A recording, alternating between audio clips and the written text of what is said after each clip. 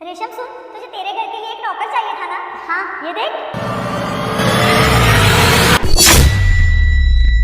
निकलो बाहर, चलो निकलो निकलो इस घर से, और दोबारा इस घर में कदम रखने की जरूरत नहीं है।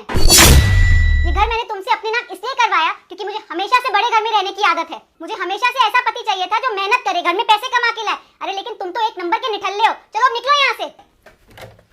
अरे रेशम, मेरी बात तो सुना रेशम। ओ हेलो रेशम, कहाँ खो गई तू? तू इसे जानती है क्या? नहीं नहीं, मैं नहीं जानती। अच्छा सुन, तू इधर आ। सुन, बड़ा अच्छा नौकर है ये, घर का सारा काम करना आता है इसे। बहुत ही भरोसेमंद इंसान है, घर का सारा काम छोड़ के तू आराम से ऑफिस जा सकती है। वो बात तो ठीक है दीदी, लेकिन ये नौकर आपको मिला कहाँ से? दिखने में शक्ल से तो ये अच्छे घर का लग रहा है, लेकिन फिर ये नौकर कैसे?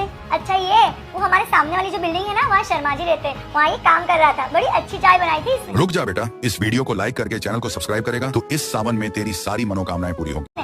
फिर क्या, मुझे याद आया कि तुझे भी एक नौकर की जरूरत थी, इसलिए मैं इसे यहाँ लेके आई। लेकिन इसकी किस्मत बड़ी खराब है। एक लड़की के साथ इसने लव मैरिज की थी और उस लड़की ने इसे धोखा देके सारी प्रॉपर्टी अपने नाम कर ली और इस बेचारे को दर दर भटकने के लिए छोड़ दिया। तब से ये बेचारा टेंशन में रहने लगा और टेंशन के मारे नौकर का काम करने लगा। सॉरी दीदी, लेकिन मैं इस पे एकदम ऐसे भरोसा नहीं कर सकती। अरे रेशम, तुझे तेरी बड़ी बहन पे भरोसा नहीं है क्या? ये नौकर मेरी सारी बात सुनता है, देखना है तुझे। सुनो, जरा अपनी नई मैम साहब के पैर तो छुओ।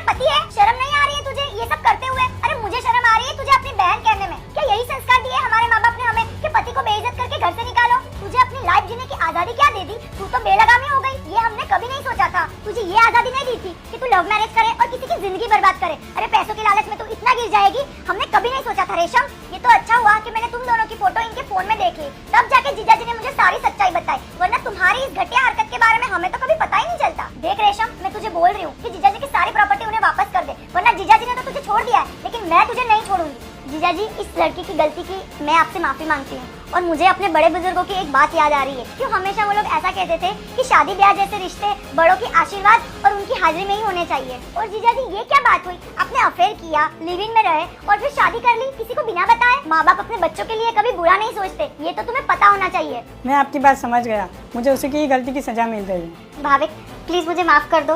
पैसों के लालच में आके मैंने तुम्हारे साथ बहुत गलत किया, जिसका अफसोस मुझे आज तक है। क्या हम फिर से एक नहीं हो सकते?